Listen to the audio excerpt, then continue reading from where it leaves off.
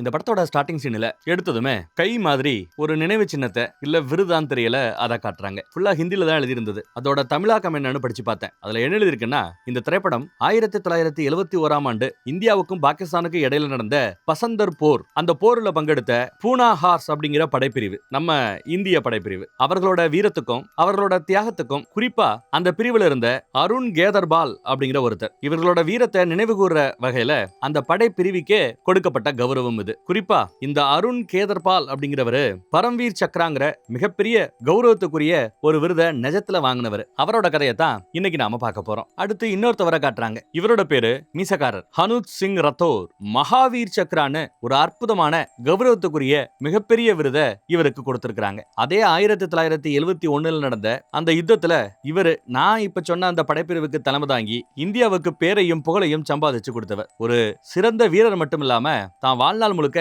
பிரம்மச்சாரியாகவே இருந்து ராணுவத்திலிருந்து ஓய்வு பெற்ற பிறகும் கூட ஒரு ஆசிரமத்தை போட்டு தன் இறுதி நாட்களை தியானத்துல கழிச்சவரா. 2015 இவர் இறந்து போயிட்டார். Lieutenant general Hanut Singh. இவரை எல்லாரும் குருதேவ் அப்படின்னு மரியாதையாவும் கூப்பிடுவாங்களா. அப்புறம் கூடுதலா ஒரு 4 பேரை காட்டுறாங்க பாருங்க. இவங்கெல்லாம் அருண் ஒருத்தவர் விருது வாங்கினார்னு சொன்னோம்ல ஸ்டார்டிங்ல, அவரோட டேங்க்ல கூட வேலை பார்த்தவங்க. அருணுக்கு என்ன மரியாதை கொடுத்தோமோ அதே மரியாதையை இவர்களுக்கும் சமர்ப்பிக்கிறோம் அப்படின்னு சொல்லிதான் படமே ஆரம்பமாகுது. அடுத்து கதைக்குள்ள போறதுக்கு முன்னாடி இந்த கதை முழுக்க நம்ம பார்க்க போறது 1971 யுத்தத்தை தான். இந்தியாவுக்கும் பாகிஸ்தானுக்குமான அந்த யுத்தத்தை தான். அந்த யுத்தம் எதற்காக நடந்தது, அந்த காரணத்தை பார்த்துட்டு அப்புறம் கதைக்குள்ள போவோம். காரணத்தை எல்லாம் நம்ம படத்துல சொல்லல. நவீன ராணுவ வரலாற்றிலேயே இந்த யுத்தம் ரொம்ப முக்கியமானதான். அதற்கு முக்கிய காரணம் கிழக்கு பாகிஸ்தான்ல இருந்த அரசியல் நிலவரம், சமூக போராட்டங்கள். அதுதான் காரணமா 1971 யுத்தம் நடந்ததுன்னு பார்த்தோம். 1970 பொது தேர்தல் பாகிஸ்தான்ல நடந்தது. யாரும் எதிர்பார்க்காத வகையில கிழக்கு பாகிஸ்தானை சேர்ந்த அவாமி லீக் தலைவர்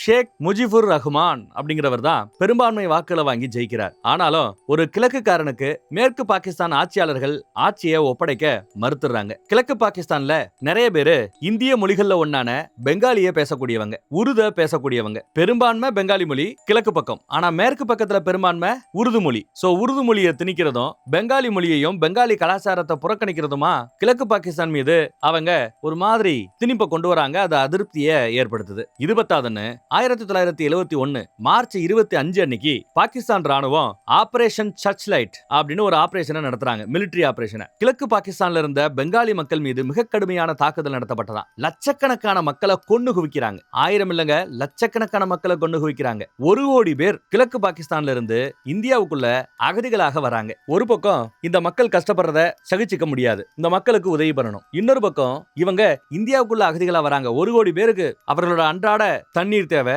உணவு தேவை, உடுப்பு தேவை, இருப்பு தேவை. இது எல்லாத்தையும் இந்தியா செஞ்சு கொடுக்க வேண்டிய சூழல். சில மாதங்கள் சில வருடங்கள் பண்ணலாம், வாழ்நாள் முழுக்க பண்ணிட்டே இருக்க முடியுமா? அவங்களுக்கும் சொந்த ஊரு சொந்த நாட்டுக்கு போகணுங்கிற ஆசை இருக்காதா? சோ அவர்களுக்காகத்தான் இந்தியா யுத்தம் பண்ணது. இந்திய ராணுவமும் பாதிக்கப்பட்ட கிழக்கு பாகிஸ்தானை சேர்ந்த மக்களும் ஒன்னு சேர்ந்து இந்த யுத்தத்துல பாகிஸ்தானை தோற்கடிச்சு காட்டினாங்க. லைட்டா இங்கேயும் அங்கேயுமா சின்ன சின்ன தாக்குதல் தான் ஸ்டார்டிங்ல நடந்துட்டு இருந்தது. அதிகாரப்பூர்வமான அறிவிப்பே கிடையாது, பனிப்போர் மாதிரி தான் நடந்துட்டு இருந்தது. ஆனா எப்போ பாகிஸ்தான் 1971 டிசம்பர் 3 இந்தியாவோட விமான நிலையங்களின் மீது தாக்குதலை நடத்தியதோ அப்பதான் இந்தியா அதிகாரப்பூர்வமான போரை அறிவிக்கிறாங்க. வெறும் 13 நாள்ல இந்திய படைகள் கிழக்கு பாகிஸ்தானையே தன் கட்டுக்குள்ள கொண்டு வந்து பாகிஸ்தான் ராணுவத்தை சரணடைய வச்சாங்க. தோல்விய பாகிஸ்தான் ஒத்துக்குச்சு. டிசம்பர் 3 தொடங்கின யுத்தம் டிசம்பர் 16 அன்னைக்கு முடிவுக்கு வந்தது. கிட்டத்தட்ட 93,000 பாகிஸ்தான் வீரர்கள் நம்ம கிட்ட சரணடைஞ்சாங்க. 2ஆம் உலகப் போருக்கு பிறகு நடந்த ஒரு மிகப்பெரிய ராணுவத்தோட சரண்டர் அப்படின்னு பார்த்தா இதுதான். 93,000 வீரர்கள் சரணடைஞ்சிருக்காங்க இந்தியா கிட்ட.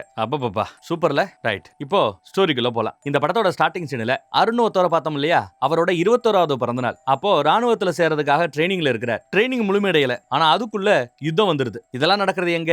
இந்தியாவுல பல வருஷத்துக்கு முந்தைய பிளாஷ்பேக்ல. அப்படியே கட் பண்ணி இப்போ பாகிஸ்தான்ல ஒரு ராணுவ தளபதி, பாகிஸ்தானிய ராணுவ தளபதியை நமக்கு காட்டுறாங்க. அவர் தன் ராணுவம் சம்பந்தப்பட்ட உடுப்பு, யூனிஃபார்ம்ஸ் இது எல்லாத்தையுமே போட்டோஸ் எல்லாத்தையும் மாத்தி கிரிக்கெட் சம்பந்தப்பட்ட போட்டோஸா மாத்துறாரு. இந்தியால இருந்து யாரோ ஒருத்தர் வரப்போறாராம், தங்க போறாராம். அவருக்கான ஏற்பாடுகளை செஞ்சிட்டு இருக்கிறார். இந்தியால இருந்து ஒருத்தவருக்கு ஒரு ரிக்வெஸ்ட் இருக்கு. அந்த ரிக்வெஸ்ட நீங்க அப்ரூவ் பண்ணணும்னு வந்து கேட்டுக்கிறார் பாகிஸ்தான்ல இருக்கிற பெரிய அதிகாரி கிட்ட. முடியாதுன்னு ஃபர்ஸ்ட் அந்த அதிகாரி சொல்லிடுவாப்ல. அப்புறம் எப்பா அந்த யுத்தம் பாகிஸ்தானுக்கு எப்பேற்பட்ட அவமானம், எவ்வளவு பேர் செத்து போனாங்க தெரியும்ல அப்படின்னு சொல்லும்போது அந்த நாள்ல இவரோட டீம்ல இருந்த எவ்வளவு டேங்க் அழிக்கப்பட்டது, எவ்வளவு வீரர்கள் செத்து போனாங்க, அவங்க அத்தனை பேரோட பேரையும் சொல்றார். அவங்க அத்தனை பேரோட குடும்பத்தையும் நேர்ல போய் பார்த்துட்டு வந்திருக்கிறேன் அப்படிங்கிறாப்ல. இவ்வளவு செஞ்ச பிறகும் இன்னும் இவரோட இந்த ரிக்வெஸ்டுக்காக நீ என்கிட்ட வந்து நிக்கிறது ஆச்சரியமா இருக்கு அப்படின்னு சொல்லி கையெழுத்து போட்டு என்னமோ பண்ணு போ அப்படின்ட்டாரு அந்த உயரதிகாரி. அப்ரூவல் கிடைச்சிருச்சு. இந்தியால இருந்து வரப்போறவரை தான் வீட்லயே தங்க வைக்கிறதா தளபதி முடிவு பண்ணிருக்கிறார். வீட்டுல பொண்டாட்டி பொண்ணு இது தேவையில்லாத விஷயம். ஏதோ ஒரு ஹோட்டல்ல தங்க வைக்கிறத விட்டுவிட்டு ஏன் வீட்டுல தங்க வைக்கிறீங்க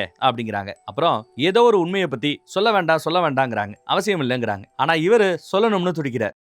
அப்புறம் ஏர்போர்ட்டுக்கு போய் இந்தியால இருந்து வர அந்த பெரியவரை வரவேற்று தான் கார்லயே தான் வீட்டுக்கும் கூட்டிட்டு போறார். நீங்க மட்டும் வந்திருக்கீங்க, பொண்டாட்டியை கூட்டு வரலையான்னு கேட்டதுக்கு அப்படியே பிளாஷ்பேக்கு போறோம். இந்தியால இருந்து அவர் கிளம்புறதுக்கு முன்னாடி இதெல்லாம் அரேஞ்ச் பண்ணியிருக்கிறேன். இவரோட ஸ்கூல்ல படிச்சவங்க எல்லாம் சேர்ந்து ஒரு ரீயூனியன் பண்றாங்க போல. நாமெல்லாம் காலேஜ் ரீயூனியன், ஸ்கூல்ல படிச்ச பசங்களோட ரீயூனியன் ஒன்று வைப்போம்ல, அந்த மாதிரி இவரோட ரீயூனியனுக்கு இவர் போறார். ஆனா இவர் படிச்ச அந்த ஸ்கூலு, இவர் அப்ப இருந்த இவரோட வீடு, இது எல்லாமே இந்தியா பாகிஸ்தான் பிரிவினைக்கு பிறகு பாகிஸ்தான் பக்கம் போயிடுச்சு. இப்ப ரீயூனியனுக்கு போறதா இருந்தா இவர் பாகிஸ்தானுக்கு தான் போகணும். அதனால பொண்டாட்டி வேணாங்கிறாங்க. இருந்தாலும் அது எல்லாத்தையும் மீறி நான் போவேன் நடம் பிடிச்சு வந்திருக்காரு. வீட்டுக்கு வந்தாச்சு. பொண்டாட்டி பிள்ளைகள் எல்லாம் பார்த்துட்டு நல்லா வீடை மெயின்டைன் பண்றமா அப்படின்னு பாராட்டுறாரு, கிஃப்ட் கொடுக்குறாரு, நைட்டு சாப்பிடுறாரு. தம் பிள்ளைகளோட போட்டோஸ் எல்லாத்தையுமே காட்டுறாப்ல. அதுல நம்ம அருண் நம்ம படத்தோட ஹீரோவும் இருப்பாப்ல. ரொம்ப துடிப்பான ஆளு. ட்ரைனிங்ல ஏதாவது கேப் கிடைக்கும் போது சொன்னாங்கல்ல யுத்தத்துக்கு போனோம்னு, அதனால வீட்டுல வந்து ஒரு ஹாய் சொல்லிட்டு எல்லாரும் கூட சேர்ந்து சாப்பிட்டுட்டு யுத்தம் பண்ண போறேன்னு கிளம்பிடுறாப்ல. நம்ம அருணோட அப்பா, அதாவது இந்த பெரியவர், இவர் ஒரு மிலிட்டரிக்காரர், ரிட்டையர் ஆனவர். அருணும் மிலிட்டரிக்காரன். இந்த யுத்தத்துக்கு போறான். அருணோட அம்மாவோட அப்பா அவர் ஒரு மிலிட்டரிக்காரர். சோ அருணோட அம்மாவை பொறுத்தளவுல அவங்க அப்பா மிலிட்டரி, அவங்க புருஷன் மிலிட்டரி, அவங்க புள்ள மிலிட்டரி, இப்படி எல்லா பக்கமே மிலிட்டரினா அந்த அம்மாவுக்கு தான் சொல்லலாங்கிறாரு இவர். போருக்காக கிளம்பி மித்த டீமோட இவங்க ஜாயின் பண்றாங்க. இவங்க போர் பண்ண போறது இந்த ராணுவ பிரிவுல இருந்து தான். படத்தோட ஸ்டார்டிங் சீன்ல பார்த்த அதே ராணுவ பிரிவு. இந்த பிரிவோட தலைவர் ஜெனரல் ஒரு மீசக்காரர் இருக்கிறார் பாருங்க. இவரைத்தான் நம்ம ஸ்டார்டிங்ல பார்த்தோம்னு நினைக்கிறேன். உயரிய விருது, பெருமைக்குரிய விருதை இவர் வாங்கி இருக்கிறார். அவர்கிட்ட அறிமுகப்படுத்தி வைக்கிறாங்க. இவன் கோல்ஃப் விளையாடுவான் போல. அது சம்பந்தமான எக்யூப்மெண்ட் எல்லாம் எடுத்துட்டு வந்திருப்பான். என்னப்பா யுத்தம் பண்ண வந்தியா விளையாட வந்தியா அப்படின்னு கேட்பாரு மீச. ஜெனரல் கேட்பாரு, இல்லங்க யுத்தம் முடிஞ்ச பிறகு விளையாடலாமே, அதுக்காக எடுத்துட்டு வந்ததா சொல்லுவான். போங்கப்பா உங்க டேங்கை என்ன ஏதுன்னு பாருங்க அப்படின்னு அமைச்சிக்கிறாப்ல. வந்து இறங்கியாச்சுங்க. நம்ம ஹீரோவோட ஃப்ரெண்டு ஒருத்தர். ரெண்டு பேருமே டேங்கோட இன்சார்ஜா இப்ப ராணுவத்துக்கு வராங்க. இந்தியாவை பத்தியும் இந்தியா பாகிஸ்தானுக்கு இடையே இருக்கிற அந்த எல்லையை பத்தியும் எக்ஸ்பிளைன் பண்ணிட்டு இருக்கும்போது தான் நம்ம பசங்க வந்து இவரை பார்த்தது, போய் வேலையை பாருங்கன்னு அனுப்பிச்சு வச்சது. இவங்களை மேற்பார்வை பாக்குற பொறுப்பை வேற ஒரு மீசை கிட்ட ஜெனரல் ஒப்படைச்சிருக்கிறார். இதோ இவர் வாங்க உங்க டேங்கை காட்டுறேன்னு டேங்கை காட்டுறாரு. நல்லா இருக்கே நம்ம டேங்க்னு நம்ம பசங்களுக்கு பிடிச்சிருக்குது. ரொம்ப ஆர்வமா அருண் ஏறி உள்ள போய் பார்த்துட்டு இருப்பான். சூப்பரா இருக்கு சார் அப்படின்னு சொல்லும் போது டப்புனு மேல டேங்க மூடிடுறாப்ல. டேங்குக்குள்ள போவதற்கான வழி அது ஒண்ணு மட்டும் இல்ல, கீழே அண்டர் கிரவுண்ட்லயும் ஒரு வழி இருக்கும். அந்த வழியை தேடி கண்டுபிடிச்சு ரொம்ப அருமையா வெளியில வந்துட்டார். ஆனா வெளியில வர்றதுக்கு ஒரு 10-15 நிமிஷம் ஆகி போச்சான். இன்னும் ஃபாஸ்டா வந்திருக்க வேண்டாம், அவ்வளவுதான் அவங்களால முடியும் அப்படின்னு மீச நக்கல் பண்றாப்ல. மத்த பசங்க எல்லாம் பரவாயில்ல தம்பி அப்படின்னு பாராட்டுறாங்க. அப்புறம் யுத்தத்தின் போது டேங்க கொஞ்சம் மறைக்க வேண்டி இருக்கும். அதை மறைக்கிறதுக்கு சுத்தி ஒரு வலை கட்டி மறைக்கிறதுக்கு எவ்வளவு டைம் எடுத்துக்கிறாங்கிறத மீச கவனிக்கிறார். டிசப்பாயிண்டட். இன்னும் நிறைய எதிர்பார்க்கிறேங்கிறாப்ல. ராத்திரி முழுக்க கடுமையான உழைப்பு. அப்படி உழைப்பின் போதுதான் ட்ரைனிங் டைம்ல நடந்த விஷயத்த ஏற்கனவே இப்ப நீங்க பாக்குறது, இவங்க யுத்தம் பண்ண போற இந்த இடம் ஃபுல்லாவே பிளாஷ்பேக்.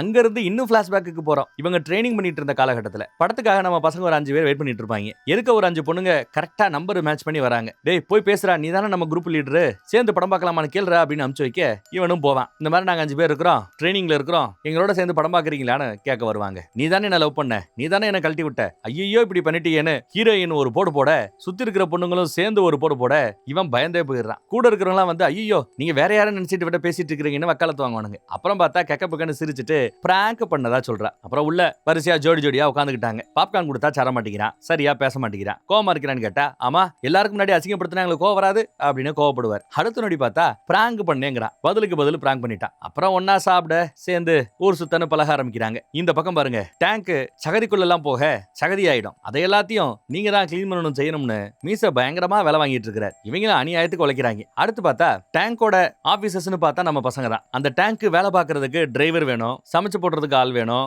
உள்ள தோட்டாக்களை லோடு பண்றதுக்கு குண்டுகளை லோடு பண்றதுக்கு ஆள் வேணும். அதுக்கெல்லாம் ஒரு டீம் இப்ப வந்துட்டாங்க. எல்லாரையும் பார்த்து அவங்களோட ராத்திரி இப்ப சாப்பிட்டுட்டு இருக்காங்க. எல்லா பேருக்கும் கல்யாணம் ஆயிடுச்சு, நம்ம அருணை தவிர, நம்ம ஹீரோவை தவிர. அப்புறம் ராணுவ வாழ்க்கை எப்படி இருக்குன்னு காட்டுறாங்க. லெட்டர் வந்தா பசங்க எல்லாம் எவ்வளவு ஆர்வமா இருப்பாங்க அதை பத்தி எல்லாம் நமக்கு காட்டுறாங்க. அப்படியே கட் பண்ணி நம்மால பிளாஷ்பேக்கை அங்க இருந்து நினைச்சு பாக்குறாரு. லைப்ரரியில அவளுக்கு பிடிச்ச புக்கு ஒண்ணு, நம்மால அந்த புக்ல இருக்கிற கதையை படிச்சிட்டு இருப்பான். அதை பார்த்ததும் அவளுக்கு இம்ப்ரெஸ் ஆயிடுறா. அப்புறம் அவங்க ட்ரைனிங்காக அங்க எங்கேயும் போறத பாக்குறது செய்யறதுன்னு இவங்க நட்பு இன்னும் கொஞ்சம் ஆழமா வளர ஆரம்பிக்குது. அப்புறம் அவ இங்க இருக்கிற ராணுவ பிரிவுகளுக்கு இடையே போட்டி நடக்கும் போல. அந்த போட்டியில நம்ம ராணுவ பிரிவு டாப் 5க்குள்ள வந்துருச்சுன்னா உனக்கு நான் முத்தா கொடுக்குறேன்னு அந்த பொண்ணு சொல்லியிருப்பா போல. அதனால நம்ம பயப்புள்ள கையில இருக்கிற ஏதோ ஒரு பிபியை வச்சு ஊதி இருக்கிற எல்லா வேரையும் உசிப்பி விட்டு நாம டாப் 5க்குள்ள இல்ல டாப் 1 போய் நிக்கணும், போராடணும் பண்ணணும், அதுக்கு எக்ஸ்ட்ரா டைம்ல நம்ம ட்ரைனிங் எடுக்கணும் அப்படிலாம் பேசிட்டு இருக்காரு. எல்லா பேரையும் அதுக்கேத்தாப்புல ரெடி பண்றாரு. ஒருத்த மட்டும் ஒத்துழைக்க மாட்டான். அஸ் லீடரா இவர்கிட்ட கையில குச்சி மாதிரி ஏதோ ஒன்று வச்சிருப்பாங்க. அது என் மேல பட்டுச்சு அவ்வளவுதான், படுற ஐடியாவே அவருக்கு இல்ல. ஆனாலும் மிரட்ட மலையை ஏறி இறங்கடா அப்படின்னு உத்தரவு போட்டார். சண்டைக்கு வந்தவன் அந்த வேலையை இப்ப செய்யறான். ஆனா தண்டனை கொடுத்ததோட மட்டும் இல்லாம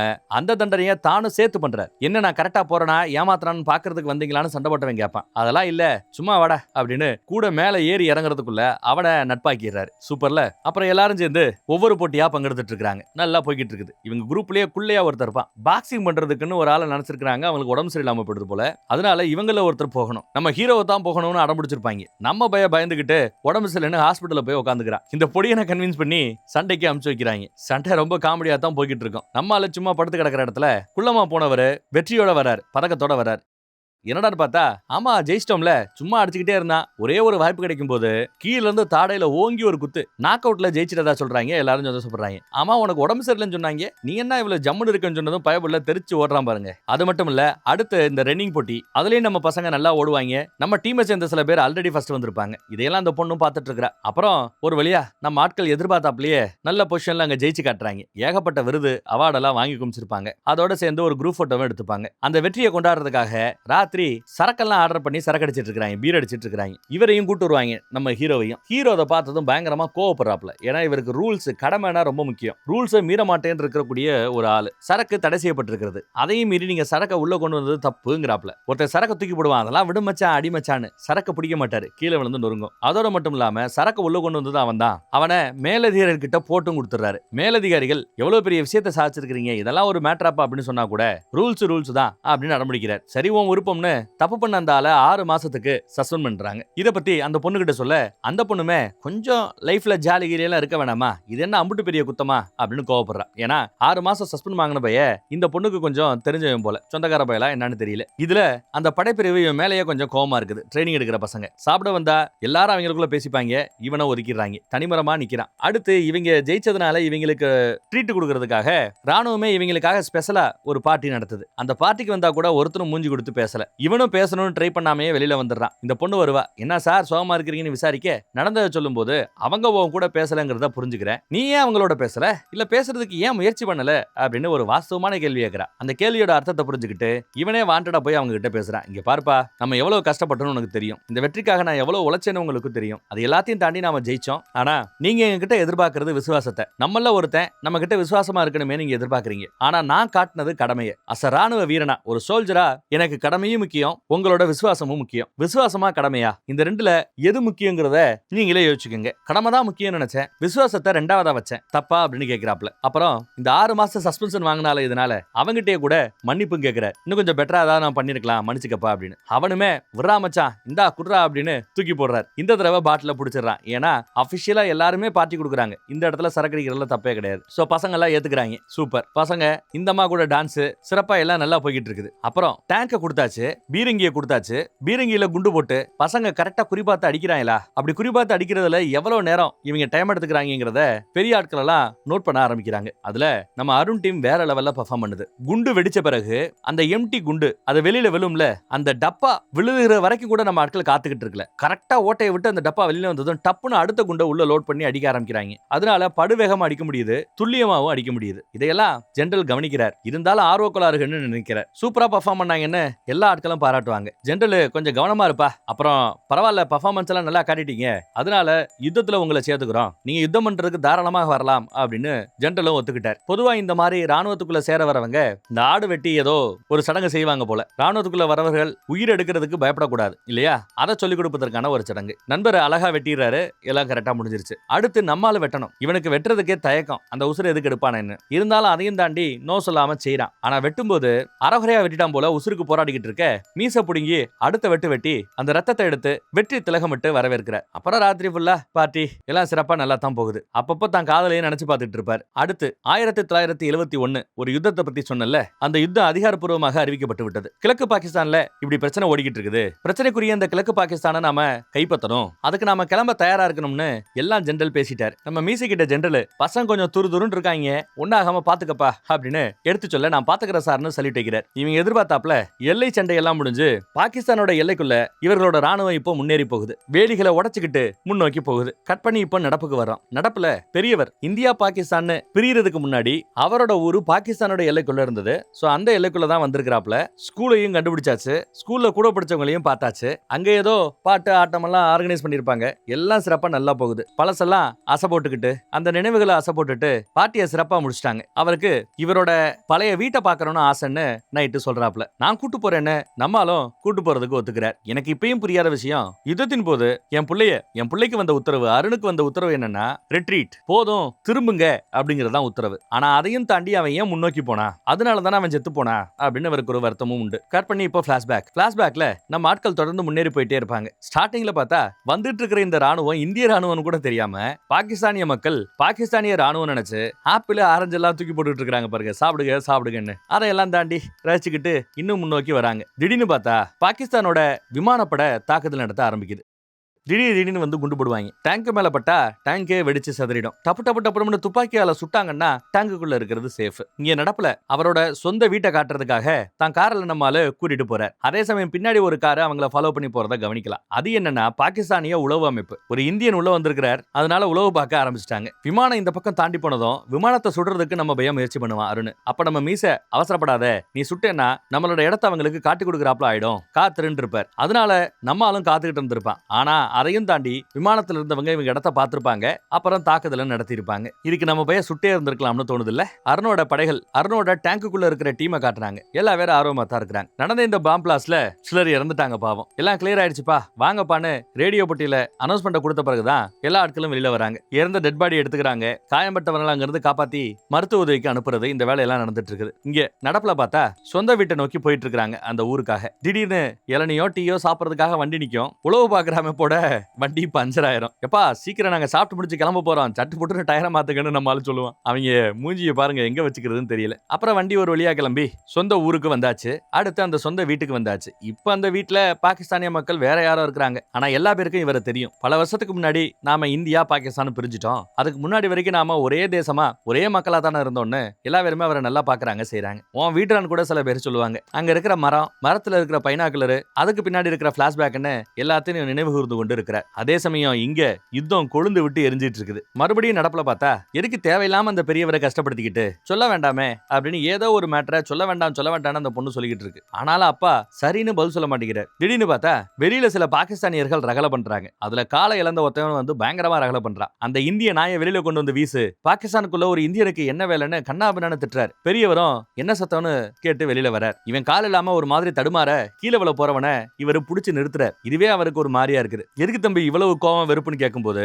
யுத்தத்துல இவரோட காலு போயிடுச்சான் சொல்றாரு. பதிலுக்கு நம்மாலு கட்டி பிடிச்சு, எப்பா யுத்தத்துல என் புள்ள 21 வயசு என் புள்ளையா போயிட்டான்பா அப்படின்னு சொல்லி வருத்தப்படுறாரு. தான் நண்பர்களும் இறந்துட்டாங்களாம். இதையெல்லாம் சொல்லி அந்த பாகிஸ்தானியனும் வருத்தப்படுறாரு. ரெண்டு பேரும் கட்டி பிடிச்சு கதறாங்க. யுத்தம்னா இழப்புகள் இருக்கத்தான் செய்யும் அப்படிங்கறத ரெண்டு பேரும் புரிஞ்சுக்கிறாங்க. இப்போ கட் பண்ணி பிளாஷ்பேக்ல அந்த இழப்பை நமக்கு காட்டுறாங்க. பாகிஸ்தானோட ஒவ்வொரு ஏரியாக்குள்ளேயும் புகுந்து அடிச்சு துவம்சம் பண்ணி பாகிஸ்தானிய வீரர்களை சரணடைய வச்சிட்டு இருக்காங்க. அங்கதான் நம்ம பைய பாகிஸ்தான மண்ணெடுத்து ஒரு வெள்ள துணியில போட்டு வச்சிருப்பார். இன்னும் தொடர்ந்து முன்னேறிக்கிட்டே இருக்காங்க. இங்க நடப்புல பார்த்தா எல்லாரோடையும் சேர்ந்து ஒரு குரூப் போட்டோ எடுத்துட்டு அங்க இருந்து கிளம்புறவனு கிளம்பி போயிட்டு இருக்காங்க. அப்படி கிளம்பி போயிட்டு இருக்கையில எல்லாம் சரி வந்துட்டோம், இவ்வளவு தூரம் வந்துட்டோம், என் புள்ள பாகிஸ்தானுக்குள்ள எவ்வளவு தூரம் போனாங்கிறத பாக்குற ஆசையா இருக்கு அப்படின்னு வாப்ல. அதை கேட்டதும் நம்ம தளபதி சும்மா இல்லாம, பாகிஸ்தானிய தளபதி சும்மா இல்லாம வண்டியை அப்படியே சடனா ஒரு டர்ன் பண்ணி உங்க புள்ளையோட டேங்க் எவ்வளவு தூரம் வந்ததுங்கிறத நீங்க பாக்கணும்ல, வாங்க காட்டுறேன்னு கூட்டு போற. கட் பண்ணி மறுபடியும் பிளாஷ்பேக்ல இவங்க தொடர்ந்து முன்னேறி வந்துகிட்டே இருந்தாங்கல்ல, சகதியில ஒரு டேங்க் மாட்டிக்கிச்சு. அந்த டேங்கை இழுத்து கொண்டு போய் வெளியில கொண்டு வரதுக்காக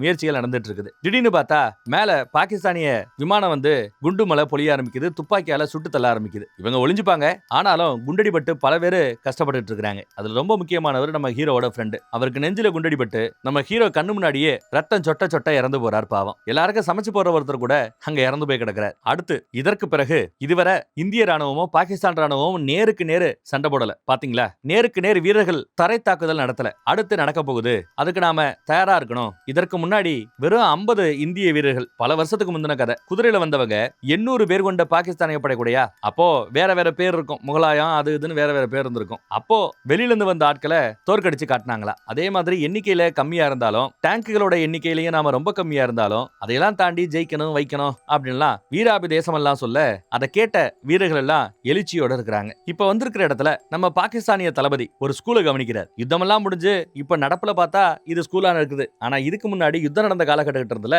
இந்த ஸ்கூல் இருந்த இடம் தான் ராணுவத்துக்கு கம்யூனிகேஷன் சென்டரா இருந்தது. இங்க இருந்துதான் யுத்தத்தை எப்படி நடத்தணும்னு பாகிஸ்தானிய ஸ்கூல்ல ராணுவத்தோட முக்கியமான ஆட்கள் திட்டம் திட்டிக்கிட்டு இருந்தாங்க. அப்போ ஒருத்தர் பெரிய ஆளு காலையில தாக்குதல் நடத்தணும் அப்படின்னு பேசிட்டு இருப்பார். நம்ம ஆளு வந்தவரு நம்ம தளபதி எதுக்கு காலையில வரைக்கும் காத்திருக்கணும், ராத்திரியே நாம களத்துல இறங்கி சண்டை பண்ணலாமே அப்படிங்கிறாப்ல. அதெல்லாம் எங்களுக்கு தெரியும், நாங்க சொல்றதை மட்டும் செய்யின்றாங்க உயரதிகாரிங்க. இவருக்கு வேற வழி இல்ல சரின்னு விட்டார். ஆனா அப்படி அவங்க விட்டதுதான் தப்பா போச்சு. ஏன்னா காலையில பாத்துக்கலாம்னு அவங்க முடிவெடுத்தாங்கல்ல, நம்ம பேல்க ராத்திரியே அங்கிருந்து இன்னும் முன்னோக்கி வர்றதுக்கு ஒரு ஆத்த கடக்கணும். அந்த ஆத்த கடப்பதற்கான முயற்சியில டீம் ரெண்டா பிரிஞ்சு ஒரு டீம் இங்க அந்த வேலையை பார்த்துட்டு இருக்குது. ஆனா ஆத்துல அங்கங்க கண்ணி வெடி குண்டுகள் வச்சிருப்பாங்க. டேங்க் ஏறிச்சுன்னா வெடிச்சு செதறிச்சுன்னா சிரமமா போயிடும். அந்த கண்ணி வெடி குண்டுகளை பொறுமையா கண்டுபிடிச்சு பீரங்கிகள் வருவதற்கான அந்த வழிய வெள்ளை கலர்ல அவங்க மார்க் பண்ணிட்டு வரதை கவனிக்கலாம், கயிறு மாதிரி ஏதோ கட்டி. ஆனா கொஞ்சம் கொஞ்சமா லேட் ஆகிட்டே போயிட்டு இருக்குது. இதெல்லாம் நம்ம பசங்களோட இன்னொரு பிரிவு நம்ம மீசியோட தலைமையில வேற ஒரு ஏரியா பக்கம் போய் அங்க இருக்கிற பாகிஸ்தானோட நேரடி தாக்குதல்ல இருக்கிறாங்க. இன்னும் கொஞ்சம் தூரத்துல நெருங்கிடுவாங்க போல. அவர்களோட பதுங்குக்குள்ளேயே நெருங்கிட்டாங்க. அவங்களோட சண்டை, பல பேர் சாவதும் பல பேரை சாகடிப்பதும். யுத்தம்னா இப்படித்தான் இருக்கும், ரத்த கலரியாகும். அதான் காட்டுறாங்க. முடிஞ்சளவு நம்ம மக்கள் போராடிக்கிட்டு இருக்காங்க. அதுக்கப்புறம் நாங்க வெற்றிகரமாக இந்த டைவர்ட் வேலையை பார்த்துட்டு இருக்கிறோம்னு சிக்னல் கொடுத்து மீச நம்ம ஜெனரலுக்கு தெரியப்படுத்துறாரு. அந்த சிக்னலை பார்த்ததுமே நம்ம பசங்க வேலையை கரெக்டா செஞ்சிட்டு இருக்காங்க, சீக்கிரம் ஆகட்டுங்கிறாரு நம்ம ஜெனரல். ஆனாலும் அந்த பக்கம் தாக்குதல் ரொம்ப அதிகமா இருக்குது. நம்ம பசங்களால ரொம்ப நேரம் தாக்கு பிடிக்க முடியாது. ஏன்னா டீம் இருக்கிறதே கம்மி. அதுல ரெண்டா உடைச்சோம்னா இன்னும் கம்மியாயிடும். அவங்க அங்க தரவெளி தாக்குதல்ல இருக்கிறாங்க. இப்படியே போச்சுன்னா நாங்க ரொம்ப சிரமமாயிடும், எங்களுக்கு டேங்கரோட உதவி தேவை அப்படிங்கறத மீச அறிவிக்கிறார். இதை கேட்டது நம்ம ஜெனரல், எப்பா என்னப்பா எப்பப்பா நீங்க செக் பண்ணி முடிப்பீங்கன்னு கேட்க, இன்னும் பாதி தூரம் இருக்குது, இப்படியே செக் பண்ணிக்கிட்டு இருந்தா லேட் ஆகும் அப்படின்னு அறிவிக்கிறாங்க டீம். ஜெனரல், இங்க பாரு, இந்த இடத்துல இந்த கண்ணிவெடி குண்டுகளுக்கு பயந்துகிட்டு இருந்தோம்னா வரலாறு நம்மள மன்னிக்கவே மன்னிக்காது. இந்த நாள் இந்தியாவோட தோல்வி நாளா இருக்கும். அதனால கண்ணிவெடி குண்டெல்லாம் பார்க்காம தைரியமா களத்துல இறங்கலாம் அப்படின்னு உத்தரவு போடுறார். இதை கேட்டதும், இன்னும் நான் முன்னாடி போக மாட்டேன், நான் பின்னாடி தான் போவேன், நீ முன்னாடி போ, இப்படி எல்லாம் ஒருத்தரும் பேசல. முன்னாடி இருந்த பீரங்கி டேங்க் அதுல இருந்தவர் நானே முத போறேன்னு அவர் முன்னாடி போறார். மித்த பசங்களை பின்னாடி நான் வர ரூட்லயே ஃபாலோ பண்ணி வாங்குங்கிறார். ஏதோ ஒரு கண்ணிவெடி குண்டுல ஏறுனா செத்துருவோங்கிறது அவருக்கு நல்லா தெரிஞ்சுமே அவர் அந்த ரிஸ்க் எடுக்கிறார். சேஃபா ஒரு 4 பேரை முன்னாடி விட்டுட்டு பின்னாடி போலாமே அப்படி எல்லாம் நினைக்கல. அப்படி நினைச்சிருந்தா அவங்க ராணுவத்துக்கு லாக் இல்லாதவங்கன்னு சொல்லலாம். என்னதான் நடக்க போதோன்னு எல்லாரும் பயங்கரமா பார்த்துட்டு இருக்காங்க. பட் எல்லாத்தையும் தாண்டி ஜஸ்ட் மிஸ்ல கண்ணி வெடிகுண்டுகள் எல்லாத்தையும் கடந்து ஒரு வழியா கரையை கடந்துட்டாங்க. கரையை தொட்டாச்சுன்னு சொன்னது எல்லாருக்கும் சந்தோஷம். வந்துட்டோம்பா, ஹெல்ப்புக்கு வந்துட்டோம்பான்னு உள்ள வந்து அடிச்சு ஆரம்பிக்க செம. கொஞ்சம் கொஞ்சமா ஏரியா ஃபுல்லா அவங்க கண்ட்ரோலுக்கு எடுத்துக்கிட்டே இருக்காங்க. அதே சமயம் அந்த பக்கத்துல நம்ம பாகிஸ்தானிய ராணுவ தளபதி அவரோட தலைமையின் கீழே இருக்கிற 16 டேங்குங்க, நூத்துக்கணக்கான வீரர்கள், அவங்க எல்லாருக்கும் அவர் சொற்பொழிவாத்துறார். காலையில தான் சண்டை பண்ணுனாங்களா, காலையில ஆயிடுச்சு, சண்டை பண்றதுக்கு கிளம்பலாமே அப்படின்னு இவங்க கிளம்புறாங்க. இப்ப நம்ம பசங்க எங்க வந்திருக்காங்கன்னு பாருங்க. கொஞ்ச நேரத்துக்கு முன்னாடி, அதாவது ராத்திரி ஒரு ஸ்கூலுக்குள்ள தானே எப்படி நம்ம சண்டை பண்ணணும்னு திட்டம் போட்டுட்டு இருந்தாங்க பாகிஸ்தானி ஆட்கள். காலையில சண்டை போடலாம்னு முடிவெடுத்தாங்கல்ல, அந்த ஸ்கூல் வரைக்குமே நம்ம ராணுவம் வந்துருச்சு. அங்க இருந்த ஆட்களையும் சிறப்பிடிச்சாச்சு. அப்ப திடீர்னு ஒரு அனௌன்ஸ்மெண்ட் வருது ரேடியோல. ராணுவ வீரர்கள்லாம் ஆஹா ஆஹான்னு சந்தோஷப்படுறாங்க. என்னடான்னு பார்த்தா பாகிஸ்தான் சரணடைய தயார் அப்படின்னு அறிவிப்பு வருது. இப்ப பேச்சுவார்த்தை நடந்துட்டு இருக்குதான். கூடிய விரைவில் அதிகாரப்பூர்வமான அறிவிப்பு வரப்போகுதுன்னு ரேடியோல அறிவிப்பு. அதை கேட்டதுமே நம்ம பசங்க எல்லாம் குஷி ஆகுறாங்க, ரொம்ப சந்தோஷமா இருக்கிறாங்க. ஆனாலும் நம்ம பயமுகத்துல சந்தோஷமே இல்ல. ஏன்னா அவனோட பிரேக்கப் காதலை பத்தி இப்ப நினைச்சிட்டு இருக்கான். எஸ், இவனோட காதல் முறிஞ்சு போச்சு, பிரேக்கப் ஆகி போச்சு. எப்படியா என்னாச்சியா அப்படின்னு பார்த்தா பிளாஷ்பேக்கு போறோம். பிளாஷ்பேக்ல ஒரு நாள் இவ என்ன பாக்குறதுக்கு வா, முத்தா கொடுக்குறேன் அப்படி இப்படின்னு சொல்லி ஒரு இடத்துக்கு கூப்பிடுறா. இவன் இல்ல வெளியில எங்கேயும் போக கூடாது, ராணுவ உத்தரவு அப்படின்னு ட்ரைனிங் அப்ப சொல்லியிருப்பான். அட சும்மா வாப்பா, ரூல்ஸ் எல்லாம் கிடக்குது வைக்குது அப்படின்னு அவ சொல்லியிருப்பா. ரூல்ஸை மதிக்கிறவன் காதலி முத்தா கொடுக்குறான்னு சொல்றாளே, சரி வரேன் அப்படின்னு ஒத்துட்டு இருப்பான். சொன்னாப்லயே சுவரை எகிரி குதிச்சு வெளியில போய் அவ கூட ஜாலியா ஒரு நாள் சுத்திட்டு திரும்ப வர ட்ரைனிங்ல மாட்டிக்கிட்டான். பெருசா தண்டனை கொடுப்பாங்க அப்படின்னு எல்லாரும் எதிர்பார்ப்போம். சஸ்பென்ஸ் அந்த மாதிரி எல்லாம் போகல. இவன் நிறைய நல்லது பண்ணிருக்கான்ல, போட்டிகள்ல நிறைய ஜெயிச்சு காமிச்சிருக்கான், ட்ரைனிங்ல நல்லா ஜெயிச்சு காமிச்சிருக்கான், டீமையும் நல்லா கொண்டு வந்திருக்கான். இதுக்கெல்லாம் இவனுக்கு ஒரு உயரிய விருது ஒண்ணு கொடுத்துருக்கணும். ஆனா அந்த விருதை கொடுக்க மாட்டோம்ட்டாங்களாம். அதனாலேயே இவன் ஒரு மாதிரி பயங்கர வெக்ஸ் ஆயிட்டான். அதே வெக்ஸிங்ல அந்த பொண்ணுட்ட போய் இதை பத்தி எல்லாம் சொல்லி இதுக்கெல்லாம் காரணம் நாம தான் அப்படிங்கிறான். நீனு சொல்லல, ஏன்னா நானும் தானே சேர்ந்து வந்தேன், நாம தான் காரணம், நம்ம காதல் தான் காரணம்னு சொன்னதும் அப்போ கடமைக்காக காதலை கைவிட போறியா போடா அப்படின்ட்டு அந்த பொண்ணு போயிடுச்சு. இப்படித்தான் அவங்களோட காதல் பிரேக்கப் ஆயிருந்திருக்குது. கடைசியா பேசினது அவளோட அவ்வளவுதான் போல. அப்புறம் தொடர்ந்து இவங்க முன்னோக்கி போயிட்டே இருக்காங்க. ஏன்னா அதிகாரப்பூர்வமான தகவல் வர வரைக்கும் இவங்க முன்னேறி போய்கிட்டே தான் இருக்கணும். அப்படிதான் போயிட்டு இருக்காங்க. போயிட்டு இருக்கையில சைடுல ஒரு கிராமத்து பக்கத்துல இருந்து திடீர்னு தாக்குதல் நடத்த ஆரம்பிக்கிறாங்க. உடனே நம்ம ஆட்கள் தாக்குதல் நடத்துற ஆட்களை துரத்திக்கிட்டு இந்த பக்கம் வர ஆரம்பிக்கிறாங்க. பார்த்தா ஒரு கிராமம் முழுக்க பாகிஸ்தானிய ராணுவம் ஒளிஞ்சிருந்து தாக்குதல் நடத்தி இருக்கும். ஒருத்தனே விடக்கூடாது, சுடுங்க சுடுங்கன்னு எல்லா பேரும் காட்டுத்தனமா சுட்டு தள்ளுறாங்க. நம்ம மீசையும் முன்னோக்கி போயிட்டே இருக்கிறார், சுட்டு தள்ளிக்கிட்டே இருக்கிறார். காட்டுத்தனமா அடிக்கிறாங்க. பாகிஸ்தான் இப்போ பயந்து பின்வாங்க ஆரம்பிக்குது, ஓட ஆரம்பிக்குது. வண்டி கிண்டி எல்லாம் விட்டுட்டு ஓடி இருப்பாங்க, பதுங்கு குழிகள் எல்லாம் கைவிட்டு ஓடிட்டு இருப்பாங்க. எல்லாத்தையும் தாண்டி நம்ம ஆட்கள் இன்னும் முன்னோக்கி வராங்க. அங்க நிறைய பேரை டேங்கில் உள்ள வந்த பிறகு அவர்களால எதுவுமே செய்ய முடியாது. துப்பாக்கியுமே அவங்க கிட்ட இருந்தாலும் ஒண்ணும் பண்ண முடியாது. அதனாலதான் தைரியமா ஒருத்தர் இறங்கி அங்க இருக்கிற ஆட்களை துப்பாக்கியை கீழே போடுங்க, சரணடைங்கன்னு சொல்ல அவங்களும் சரணடைஞ்சிட்டு இருக்காங்க. இதுல யாரோ ஒருத்தன் நம்ம பயல குறிவாத்து சுட போறாங்க. அருண் மாட்ட போறான்னு பார்த்தா நல்ல வேலை மீச சுட்டு நம்மால காப்பாத்துறாரு. தேங்க்யூ சார் அப்படிங்கிற நம்ம அருண் தொடர்ந்து போய்கிட்டு இருக்கையில திடுதுப்புன்னு எங்கேயோ இருந்து வந்து தாக்குதல் நடக்குதுங்க. மீசையோட வண்டியில அடிபட்டுருச்சு. உனக்கு ஒன்னாலேயே அருண் விசாரிக்கிறாரு, ஒன்னாகலங்கிறாப்ல. அவர் வண்டியில ஏதோ டயர்ல இருந்த சங்கிலி அந்து போச்சு போல. அதை இறங்கி பார்க்கணும்னு இறங்கி பாக்குறாரு. அப்படி இறங்கி பார்க்கும்போது தான் அவருக்கு குண்டடி பட்டு இருக்கிறதே அவர் கவனிக்கிறாருங்க. குண்டடி அடிச்சவன் முன்னோக்கி போயிட்டு இருக்கிறான். எனக்கா ஒண்ணு பண்ணு, அவனை விடாத, விரட்டி போட்டுரு அப்படின்னு சொன்னதும் சரின்னு நம்மால தொடர்ந்து முன்னேறி போறான். இப்போ மொத்தம் 3 டேங்குகள் தான் இப்போ மீசையை சுட்டவங்களை பழி வாங்குறதுக்காக முன்னோக்கி போயிட்டு இருக்காங்க. விடாது விரட்டிக்கிட்டு இருக்காங்க. அப்படி போகையில திடீர்னு உத்தரவு வந்துருச்சுங்க. அவ்வளவுதான், முன்னேறினது போதும், பின்வாங்குங்க அப்படின்னு உத்தரவு வருது. சார் இன்னும் கொஞ்சம் தூரம் தான் சார், மீசைக்கு வாக்கு கொடுத்துருக்கேன், அவங்கள ஒரு கை பார்க்கலாங்கிற நம்ம அருண். இருந்தாலும் முடியாது தம்பி, ஆர்டர் வந்துருச்சு, நாம கிளம்பி போயாகணுங்கிறாரு உயரதிகாரி. அதே சமயம் ரொம்ப தூரத்துல ஏதோ ஒண்ணு இவங்க கவனிக்கிறாங்க பைனாகுலர் வழியா. என்னங்க பாக்குறாங்கன்னு பார்த்தா பாகிஸ்தானிய டேங்குங்க 16 டேங்க் இருக்குங்க, வரிசையா வந்துகிட்டு இருக்குது. அவங்க போற டைரக்ஷன் பார்த்தா கொஞ்ச நேரத்துக்கு முன்னாடி இவங்க கைப்பற்றினாங்கல்ல அந்த ஊரு தான். அந்த ஊர்ல தான் இவங்க நிறைய பேரை சரணடைய வச்சிருக்காங்க. அமைதி பேச்சுவார்த்தை நடக்குது, எப்படியும் இன்னைக்கு போர் முடிவுக்கு வந்துரும்னு கொஞ்சம் ஃப்ரீயா இருக்காங்க. இந்நேரத்துல இவங்களை விட்டா இவங்க உள்ள போய் அடிச்சு மறுபடியும் எவ்வளவு தூரம் முன்னேறி வந்தோமோ அதையெல்லாம் அவங்க புடுங்க ஆரம்பிச்சிருவாங்க. இப்ப வேற வழி இல்ல, வந்திருக்கிற இந்த டேங்குகளை நாம நிறுத்தியே ஆகணும் அப்படிங்கறத நம்ம அருண் புரிஞ்சுக்கிட்டு எடுத்து சொல்றான். உயரதிகாரியும் அதை புரிஞ்சுக்கிட்டு சரி கை ஒரு கை பாத்திரலாம், நம்ம ஒரு 3 டேங்க் தான் இருக்குது, இருந்தாலும் ஒரு கை பாத்திரலாம்னு முடிவு பண்ணிடுறாங்க. இந்த 16 டேங்குகளுக்கும் தலைமை தாங்கி வழிநடத்தி கூட்டு வந்துட்டு இருக்கிறது யாரு? நம்ம பாகிஸ்தானிய தளபதி தான். இப்போ நடப்புல பெரியவரை இந்த இடத்துக்கு தான் அவர் கூட்டு வந்திருக்கிறார். அணிவகுத்து பாகிஸ்தானிய டேங்குகள் வந்துகிட்டே இருக்குது. கரெக்டா குறிபாத்து ஒரு அடி அடிப்பாங்க பாருங்க, மிரண்டு போறாங்க. அடுத்த டேங்கும் அடி, எந்த பக்கத்துல இருந்தா குண்டு வருது அந்த பக்கம் போவண்டா அப்படின்னு தளபதி உத்தரவு போட்டார். டேங்க் எல்லாம் அப்படியே அருண் இருக்கிற திசையை நோக்கி வருது. ஆனா நம்ம ஆட்கள் ரொம்ப தூரமா இருக்கிறாங்க, சேஃபான தூரத்துல இருந்து குறிபாக்க கவனிச்சுக்கிட்டே இருக்கிறாங்க. அதுல ஒரு டேங்க தளபதி கவனிச்சிடறார். இந்த டைரக்ஷன்ல இருக்கிறாங்க, அடிக்கிறா அப்படின்னு சொன்னதும் அடிச்சாச்சுங்க. நம்ம டேங்க்ல ஒண்ணு போச்சு. அப்புறம் இன்னொரு டேங்க், அங்கதான் உயரதிகாரி இருக்கிறாப்ல, அந்த டேங்கை அடிக்க சொல்ல அதையும் அடிச்சாச்சு. டேங்க் அடிபட்டுருச்சு, நகர முடியாது. பட் உயரதிகாரி தான் இருக்கிறார், உயிரோட தான் இருக்கிறார். மிச்சம் இருக்கிறது நம்ம ஹீரோவோட டேங்க் மட்டும்தான். டே ஓன் டேங்க் மட்டும் தான் இப்ப உருப்படியா இருக்குது, ஒரு கை பாடுறான்னு சொன்னதும் உத்தரவுன்னு நம்மால ஒரு கை பாக்குறதுக்கு முன்னேறான். சும்மா சொல்லக்கூடாது, ஒத்த டேங்க வச்சுக்கிட்டு கண்ணா பின்னான்னு அடிக்கிறான். டேங்குகள் அங்க வெடின்னு வெடிக்குது. தாக்கு பிடிக்க முடியாம புகை குண்டுகளை போடலாம்னு புகை குண்டுகளை போட்டு இவங்க அவங்களோட இருக்கக்கூடிய அந்த இருப்பை மாத்துறாங்க. புகை காலியாகிறதுக்குள்ள வண்டி வேற எங்கேயாவது போய் நிக்கணும், இதுதான் அவர்களோட நோக்கம். ஆனா அதே மாதிரி நம்ம பயிலும் செய்வான்ல, அவனும் அவனோட இருப்பை மாத்திக்கிட்டே இருக்கிறான். அடி அடின்னு அடிக்கிறான், துவம்சம் பண்றான், குண்டு மலைய பொழிஞ்சிட்டு இருக்கிறான். எங்க அடிக்கிறானே தளபதியால கண்டுபிடிக்க முடியல. 3 o'clock 7 o'clock 8 o'clockனு சொல்ல அந்தந்த டைரக்ஷன்ல போட்டு பொலன்னு பொளந்துட்டு இருக்காங்க. பயங்கர அடி, ஒத்தால அறந்துகிட்டு பாகிஸ்தானிய டேங்குகளை கதிகலங்க வச்சிட்டு இருக்கான். எங்க இருந்து அடிக்கிறான்னு பார்த்தா ஒரு மரத்தோட பின்பக்கத்துல இருந்து அடிக்கிறத அவங்க கவனிச்சிடறாங்க. அங்க அடிக்க பாருங்க, மரத்தோட கிளையில பட்டு நெருப்பு அவங்க மேல விழும். இவங்க வண்டியில தீயும் பிடிச்சிரும். அதையும் பொருட்படுத்தாம தீ எரிஞ்சிட்டு இருக்கிற நிலைமையில கூட அதை பத்தி எல்லாம் கவனிக்காம அதை கிடக்குது, எரிஞ்சிட்டு போகுது, இருக்கிற கேப்ல இவங்களை அடிக்கணும்னு முடிவு பண்றாரு. இதுல என்ன இன்னொரு பிரச்சனை என்ன, இவன் டேங்க் இப்போ பாதிக்கப்பட்டு விட்டது. இவன் டேங்கால இனி நகர முடியாது, டேங்கால நகரத்தான் முடியாது. டேங்க்ல குண்டு இருக்கிற வரைக்கும் நான் அடிப்பேன்னு சொல்லி சும்மா அங்க இருந்து 3 o'clock 7 o'clock 8 o'clockனு சொல்லி டைரக்ஷனை குறிபாத்து சொல்லி குறிபாத்து நிப்பாட்டுவான். கீழே குண்டுகளை லோடு பண்ணுவாங்க, டம்மு டம்மு டம்மு டம்முன்னு அடிக்கும். ஒரு குண்டு சுட்ட பிறகு அது லோடாகி சுட்ட அந்த குண்டு, அந்த வெத்து குண்டு வெளியில வந்து விழுகும்ல அந்த டப்பா, அது விழுகுற அடுத்த நொடி நானோ செகண்ட்ல மறுபடியும் ரோல் பண்ணி அடிப்பாங்க, லோடு பண்ணி அடிச்சுக்கிட்டே இருக்கிறாங்க. டப்பு டப்பு டப்பு டப்புன்னு புலக்குறாங்க. இவ்வளவு வேகமா ஆக்ட் பண்ணி இவ்வளவு வேகமா 16 டேங்குகள்ல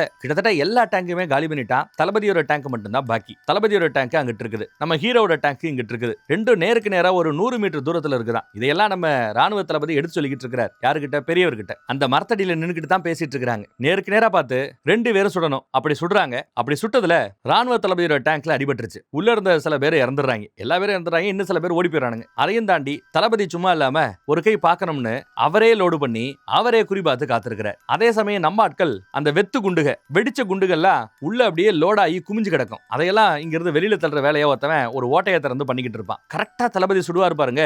வெத்து குண்டுகளை அந்த ஓட்டை வழியா தள்ளிக்கிட்டு இருக்கும்போது அந்த ஓட்டைக்குள்ளேயே இந்த பீரங்கி குண்டு போய் அடிக்கும் பாருங்க. அடி சரியான அடி, நம்ம ஹீரோட வயித்துல கிழிச்சிட்டு போய் வந்திருக்கும். சரியான அடி. தளபதி துப்பாக்கி எடுத்துட்டு இறங்கி இந்த பக்கத்துல வரதுக்கு முயற்சி பண்ணுவார். 100 மீட்டர் தூரத்துல இருக்கிற சோ என்ன நடக்குதுங்கிறத அவரால் பார்க்க முடியும். இவரோட டேங்க்ல வேலை பார்த்த பாகிஸ்தானிய வீரர்கள் எல்லாம் பயந்து ஓடி போனானுங்க. ஆனா இங்க பாருங்க, அடிபட்ட நிலைமையிலையும் நம்ம அருணை அழகா தூக்கி மரத்துக்கு இந்த பக்கம் சேஃபா படுக்க வைக்கிறாங்க. நல்ல அடி. சாக போறாங்கிறது அவங்களுக்கு தெரியும், கூட இருக்கிற சக வீரர்களுக்கு தெரியும். தண்ணி வேணும்னு கடைசி நேரத்துல கேட்டிருப்பாரு. உடனே அவங்க 2 பேரும் ஓடி போய் தண்ணி கொண்டு வருவாங்க. ஆனா தண்ணி கொண்டு வரதுக்குள்ள அருண் இறந்துடுறாரு. இதையெல்லாம் தூரமா இருந்து நம்ம தளபதி கவனிக்கிறாரு. அத்தனை டேங்குகளையும் ஒத்த டேங்கை வச்சுக்கிட்டு அடிச்சு துவம்சம் பண்ண ஒரு பையன், வயசு வெறும் 21. அப்பா, இவ்வளவு சின்ன பையனா இவ்வளவு பெரிய விஷயத்தை சாதிச்சிட்டதா அவர் அரண்டு போறார். நடந்த எல்லாத்தையும் புட்டு வைக்கிறார். பெரியவர் இதெல்லாம் கவனிச்சுட்டு, எல்லாத்தையும் சொல்றியே தம்பி, நீ யார் தம்பி அப்படின்னு கேட்க, அந்த படையோட படை தளபதியா இருந்தது நான் தான். கடைசியா நான் போட்ட குண்டு தான் உங்க புள்ளையோட உசுரை பறிச்சிருச்சு. ஆனாலும் உங்க பையன் எப்பேற்பட்ட வீரன் தெரியுமா? எத்தனை டேங்குகளை கடிகளங்க வச்சான் தெரியுமா? நான் பார்த்த வீரர்களையே தைரியமான மிக மிக மிக தைரியமான ஒரு பையனா, ஒரு வீரன்னா உங்க புள்ளதான். அதற்காக அவனுக்கு சல்யூட். அந்த மாதிரி ஒரு புள்ளைய பெற்ற உங்களுக்கு சல்யூட் அப்படின்னு சொன்னதும், புள்ளைய கொண்டுட்டானேன்னா அவரை கோவப்படல. ஏன்னா அவரும் மிலிட்டரிக்காரரா இருந்தவர், ரிட்டையர் ஆனவர் தான். அதனால அப்படியெல்லாம் கோவப்படாம புரிஞ்சுக்கிட்டு, யுத்தம்னா 2 பக்கமும் உயிரிழப்பு இறக்கத்தான் செய்யும். தேங்க்ஸ் தம்பி, இவ்வளவு விஷயம் எனக்கு தெரியாமே போயிருக்கும், சொன்னதுக்கு தேங்க்யூ அப்படின்னு தேங்க்யூ சொல்றாரு. கில்ட்டி ஃபீலிங் எல்லாம் ஒண்ணு வேணாம்னு சொல்லி அவரோட கையை பிடிச்சு, குனிஞ்செல்லாம் வேணாம், தலகுனிய வேண்டாம், நிமிந்து வா அப்படின்னு கூட்டு போறாப்ல. பயங்கரம் இல்ல? தன்னை சுத்தி இருக்கிற டேங்குகள் எல்லாம் புகஞ்சுக்கிட்டு இருக்க ராணுவ தளபதி நடுவுல இருக்க அந்த பழைய நினைப்பெல்லாம் நினைச்சு பாக்குறாரு. அப்புறம் எல்லாம் முடிஞ்சிருச்சு. மறுபடியும் சொந்த ஊரு இந்தியாவுக்கு வரணும். சேர்ந்து ஒரு போட்டோ எடுத்துக்கிட்டு குட் பை சொல்லிட்டு கிளம்புவார். இந்தியால கிரிக்கெட் நடக்கும்ல, அப்ப டெஃபினட்டா நீ வரணும். இந்தியா பாகிஸ்தான் மேட்ச்னா டெஃபினட்டா நீ வரணும், நம்ம சேர்ந்து பார்ப்போம் அப்படின்னு கூப்பிடுறாப்ல. கண்டிப்பா வர்றேன், ஆனா உங்க ஒய்ஃப் இருப்பாங்களே, அவங்க புரிஞ்சுப்பாங்களா அப்படின்னு இவர் கேட்க, பாரு என் பொண்டாட்டியோட அப்பா ஒரு மிலிட்டரிக்காரன், என் பொண்டாட்டியோட புருஷன் நானு மிலிட்டரிக்காரன், என் பொண்டாட்டியோட புள்ள மிலிட்டரிக்காரன், அவ புரிஞ்சுக்கலன்னா வேற யாரு புரிஞ்சுப்பா சொல்லு. சரி நான் வரேன் அப்படின்னு குட் பை சொல்லிட்டு கிளம்புறாருங்க. பயங்கரமா இருக்குல்ல? இதெல்லாம் நிஜத்துல நடந்திருக்குன்னு சொன்னா அப்பப்பா அப்படி இருக்குது. அடுத்து பார்த்தா திடீர்னு பாகிஸ்தானிய உளவு அமைப்பு உங்களை கூப்பிட்டு விட்டதா சொல்லி கூட்டு போறாங்க. உளவு பிரிவுல தலைவர் உட்கார்ந்துருக்கிறார். நீங்க என்ன கூட்டு விட்டது அதிசயமா இருக்குது, என்ன அரெஸ்ட் பண்ண போறீங்களான்னு கேட்க, சேச்சா அரெஸ்ட் எல்லாம் இல்லங்க, எவ்வளவு பெரிய விஷயத்த பண்ணிருக்கீங்க, உட்காருங்கன்னு சேர் போட்டு உட்கார வைக்கிறாப்ல. என்னடா அப்படி கொஞ்சிட்டாங்களே அப்படின்னு பார்த்தா, நீ பெரியவரை கூட்டு வந்து இந்த மாதிரி விஷயம் பண்ணது நல்லதா போச்சு. டெல்லியில இந்த மாதிரி ஒரு பெரிய ராணுவ குடும்பத்துல ஒரு நல்ல கான்டாக்ட் கிடைக்கிறது நல்லது. நமக்காக உளவு பார்க்க முடியுமா, வேவு பார்க்க முடியுமா அப்படின்னு கேட்க, அட போங்கடாங்கறாப்ல. அவர் சிரிக்கிறாப்ல. அந்த சிரிப்போடையே அவர் அங்க முடிச்சிட்டாங்க. அதுக்கு பிறகு என்ன நடந்துச்சு நமக்கு காட்டல. இந்த பக்கம் பார்த்தா நம்ம பய ட்ரைனிங்ல இருக்கிறப்போ மிகப்பெரிய வீரம் பண்ணவர்கள், ராணுவத்துல பெரிய புரட்சி பண்ணவங்க, வேற லெவல்ல சாதனை பண்ணவர்களுக்கு இங்க ஒரு பெரிய போட்டோ ஓவியம் வரைவாங்க. அவங்களோட பேரு போட்டிருக்கோம், அவங்க வாங்கின அந்த விருதை பத்தி எல்லாம் அங்க போட்டிருக்கோம். இதே மாதிரி ஒரு விருதை நான் வாங்குவேன்னு அப்ப நம்ம அருண் சொன்னா. அது பிளாஷ்பேக் கட் பண்ணி இப்ப நடப்புல பாக்குறோம். நடப்புல இதே மாதிரி புதுசா ட்ரெயின் பண்ண ஒரு டீம் அந்த ஹாலுக்கு வருது, தி ஃபேம் ஆஃப் ஹாலுக்கு வருது. ஏற்கனவே எப்பயோ சாதனை படைத்த ஒரு வீரரை பத்தி அங்க போட்டிருக்கோம். அதே இடத்துல நம்ம அருணோட போட்டோவும் போட்டிருக்கோம். இந்த அருண் மாதிரி நானும் அந்த பெரிய விருதை வாங்குவேன் அப்படின்னு, பரம்வீர் சக்ரா விருது அடுத்து எனக்கு தான் அப்படின்றாப்ல. புதுசா வந்த ஒரு பையன் ரொம்ப பெருமிதத்தோட கௌரவத்தோட நன்றியோட அருணை பார்க்க அப்படியே படம் இங்க முடியுதுங்க. இதுதான் அருணோட உண்மையான ரூபம். என்னடா முகம் மாறிடுச்சுன்னு யோசிக்க வேண்டாம், இது நெஜ அருண். அடுத்து பார்த்தா நெஜ அருணோட போட்டோ, படத்துல நடிச்ச அருணோட போட்டோ. நெஜ மீசக்காரர், படத்துல நடிச்ச மீசக்காரர். நெஜ நண்பர், படத்துல வந்த நண்பர். நெஜ ஜெனரல் டீமோட இருக்கிற போட்டோ. இந்தியா வெறும் 10 டேங்க தான் அந்த ஏரியா பக்கம் அமைச்சிருந்தது. ஆனா பாகிஸ்தான் கிட்ட 45 டேங்குகள் இருந்தது. ஆனாலும் பாகிஸ்தான் தோத்து ஓடிச்சு. இழப்பு 2 பக்கமே ஆயிரக்கணக்கான உயிரிழப்புகள் 2 பக்கமே இருந்ததா அங்க எழுதி காட்டுறாங்க. அது மட்டும் இல்ல, அந்த டேங்குகள்ல இருந்து வேலை பார்த்த பல பேரோட போட்டோஸையும் நமக்கு காட்டுறாங்க. அப்புறம் அந்த காதலிச்ச பொண்ணு இருக்கிறாள்ல, அவ ஒரு அறுவை சிகிச்சை டாக்டரா மாறி ராணுவத்துக்கே சேவை பண்ணிட்டு இருந்திருக்கா. அருணோட பிறந்தநாள் ஒவ்வொரு வருஷம் வரும்போதும் அருணோட குடும்பத்துக்கு சாக்லேட்டை கிஃப்ட் அனுப்புற வேலையை வருஷம் மாறாம தொடர்ந்து பண்ணிக்கிட்டு இருக்கிறாளாம். அருண் இறந்த பிறகு அருணோட அம்மா தான் பரம்வீர் சக்ராங்கிற அந்த கௌரவமான விருதை தன் கையால வாங்கிக்கிறாங்க. அதையும் நமக்கு காட்டுறாங்க. இதெல்லாம் தாண்டி கடைசியா அந்த பெரியவரும் ராணுவ தளபதி, பாகிஸ்தானிய ராணுவ தளபதியும் ஒன்னா ஒரு போட்டோ எடுத்துக்கிட்டாங்கல்ல கொய்யால, அது கூட கதையல்ல நிஜங்க. நிஜத்துல அதே 2 பேர் பெரிய தெரிய வரும் நிஜ தளபதியும் போட்டோ எடுத்திருக்காங்க. அத பக்கத்துல வச்சு காட்டும்போது அப்ப படத்துல பெரும்பான்மை உண்மைதான் அப்படிங்கறத புரிஞ்சுக்க முடியுது. சூப்பரா இருந்ததுல, பயங்கரம் இல்ல? இதே மாதிரி வேற ஒரு நல்ல படத்துல மறுபடியும் சந்திப்போம். நம்ம வாட்ஸ்அப் குரூப்போட லிங்க் கீழே டிஸ்கிரிப்ஷன்ல இருக்குது. இப்ப நான் பேசும்போது கூட என் ஸ்கிரீன்ல வரும். விருப்பப்படுறவங்க நம்ம வாட்ஸ்அப் குரூப்ல ஜாயின் பண்ணிக்கங்க. அப்புறம் ரொம்ப வீடியோ பிடிச்சிருந்தா இந்த வீடியோவை மத்தவங்களுக்கு ஷேர் பண்ணி விடுங்க. ராணுவத்துல இருக்கிற நம்ம நம்ம வீரர்கள் யாராவது இந்த வீடியோவை பாத்தீங்கன்னா கமெண்ட்ல ஆமா நான் சோல்ஜர் தான் அப்படிங்கறத சொன்னீங்கன்னா நான் கொஞ்சம் பெருமைப்படுவேன். பரவாயில்ல, ராணுவத்துல இருக்கிற சில பேர் கூட நம்ம வீடியோ பாக்குறாங்களேன்னு எனக்கு கொஞ்சம் பெருமையா சந்தோஷமாக இருக்கும். அடுத்த படத்துல சந்திப்போம். தேங்க்யூ. ஜெய் ஹிந்த்.